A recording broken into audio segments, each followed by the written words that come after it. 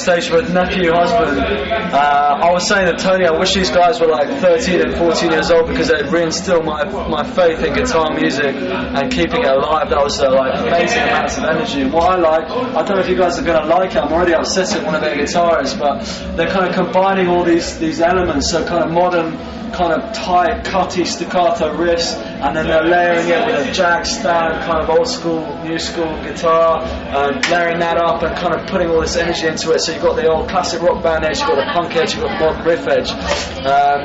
What do you think about that, boys? Is that right? Is that how you talk about your music? I think that's great. That'll do. It's up to you, whatever you want to. Whatever you feel it is, that's what it is. Yeah, it was good, man. I couldn't put my finger on it. There was, I was saying to Tony during that, there was a kind of enticing energy, and that's what matters, really, at the end of the day. Yeah, thank you. Yeah, so listen. We tried to go for it. Yeah, cool, man. I picked you up on a reverse Sweet Child of Mine riff. Should we have a public fight here? Yeah, I don't see it myself, personally, but I don't know, I guess.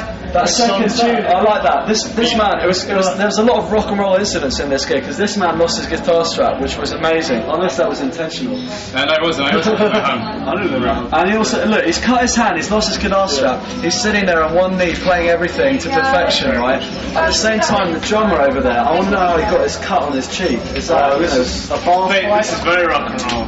Is that raging? We're gig on Sunday, and this is the drumstick splinter. Yeah, and I'll tell you about that. You know what else I spotted? Not only is he content with losing one stick in a period of 2 seconds, but he lost two straight in a row. And then was doing this unbelievable aggressive intensity on the hi-hat rhythms. I mean, it was, yeah, man, full of energy, beautiful layers. What do you guys want to say about it? What are you trying to achieve with your music? Stuff is the best out of anybody. Yeah. Well, sell it then. When's stuff coming out? Where can we buy it? You know, where are you guys going to be? What's going on? Hit that button. Single called Should Have Used to Know Because came out yesterday, and you can buy it through a digital download, all major stores. Gigs we got coming up. Playing Nottingham, quite a lot, so we're based there. Hopefully getting a couple more London gigs coming up at the end of this year. Yeah, the ones we're confirmed are Nottingham on Sunday, which is the 12th of October, the day before, and I think it's the 16th of November in Derby at the Royal with Dan and Aykroyd. Cool. Yeah. Have we said all the URLs? Have you got all the URLs out? myspace.com/nephewhusband, NEPHU. Alright, let's talk really quickly then. Nephew Husband, what's going on there? Joint stuff. Yeah, basically, don't know whether you know the composer, quite famous, called Tchaikovsky. Right? You might have heard of it. Well, you might, I know, it's a hard name to miss, but yeah, he was like quite, he was a raging homosexual, basically. And he was married to his wife, yet he was desperately in love with his nephew, which is why he ended up committing suicide. So he was a husband, yet he was in love with his nephew, husband. And that's a kind of angst and emotion maybe you're trying to put into music? Yeah, it's just like the idea. It's the emotional pulling, which it comes out in music. Cool. Influences? Who do you love? Die.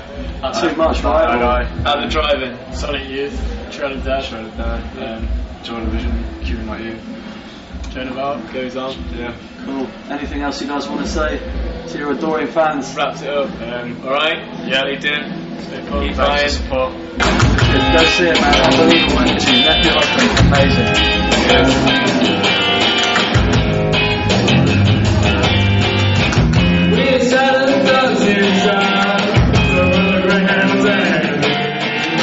Presenting Manila PR, last set of the night on the Opus Showcase. I'm sitting here with Bob and Martin from Lower Collective. Boys, brilliant set, man. If ever there were the words collective and eclectic, they apply. I'm sure you've heard it before, but it was a beautiful thing. You know, you're mixing so many influences in. The first question I want to ask you is, how do you write? How do you come together and write these songs? Who's in there? Who's calling the shots? You know, how does that work? I think a couple of people will come up with an idea for the song, like guitar riff or something, or a keyboard player will come up with a keyboard riff, and then what we do is we just sort of, I don't know, me and Martin will I'll normally start the lyrics, and then Martin will riff off on the lyrics and write some more lyrics, and then almost like the rap, like hype man. Yeah, to a certain extent. To a certain extent. It is sort of like that, and I guess the energy that we have on the stage also is sort of representative of that as well, because you see how we sort of dart in and out of kind of reacting. Exactly. How much of that is improvisation then? So there's the structures of the songs, but then live, do you find yourself kind of improvising? Or? Live we'll improvise as much as we can, even if it involves, I like to climb things when I can. Crowd surfing, you don't plan these things. He actually crowd surfed on 3 people. Just 3 people. That was amazing. That's impressive, man. It wasn't even a crowd. I mean, technically 3 people. How do you? How did you get up there? Well, there were actually people around those people. They were the only people who sort of like. I think I gave them a special look in the eye, and they knew that I was going to jump on them, and it worked. It was great. I was airborne. 3 people. On 3 people. So how did the band form, the collective form? Did it just naturally come together, or did you guys have a vision and you went and found the players? We stuck 2 bands together, really. More or less. What were the elements? Well, me, Martin, and Ollie were sort of in a kind of a soul band in South London. Sort of soul. It was a collective like soul, Latino, hip hop, and R&B, and just everything mixed together. We were just music lovers, just It was quite bleak sounding soul. Yeah. And then me and the drummer were making music in a shed in Kent, and then we stuck the 2 bands together. And I think, in a lot of bands you've got 2 main writers, but in the Law Collective it's like you've just got this continual exchange of ideas, which has been really, really exciting. Some people might think, that's really difficult, or how do you guys get it together? But obviously with patience, time, hard work and whatnot, and just understanding each other. It's cool because we are learning more about each other's musical taste, and it's like we're all developing together as a unit. In fact, we're much more disarrayed than we were once upon a time, but now everything's like being homed, and it's quite nice. It's quite enjoyable now. Yeah, it's nice to see also, which is slightly unusual for kind of pop music, the use of pads and the synths, but also the bass pads as well. So it's nice to see your man not playing the bass and combining with your synth man. It's getting more like that, definitely. Yeah, we got some V drums the other day, so we're going to combine the V drums with the bass pads and the synth pads. Yeah. And then it was cool that the synths are used melodically as well. It's not just like percussively like a lot of bands are doing. It's almost like Garth Hudson, watch out, we're coming back, we're using your inspiration. And, a lot of synth players, they only can play with one finger or whatever, and they don't know how to play. And we've got Mark on keyboards, and he's a proper keyboard player. He's really, really good. Piano players, really good. Yeah. So what are the next moves, boys? Where, let's tell the guys, where can we see you? Where can we buy you? Well, we're working on a lot of new material. You can buy our current mini album, which is on 66 Records. Called Feel Good Hits of a Nuclear Winter. Feel Good Hits of a Nuclear Winter. Buy it. It's an HMV. Buy it. Buy it, or we will starve. Or any other cool record shops. They don't have it, and they're not cool. So.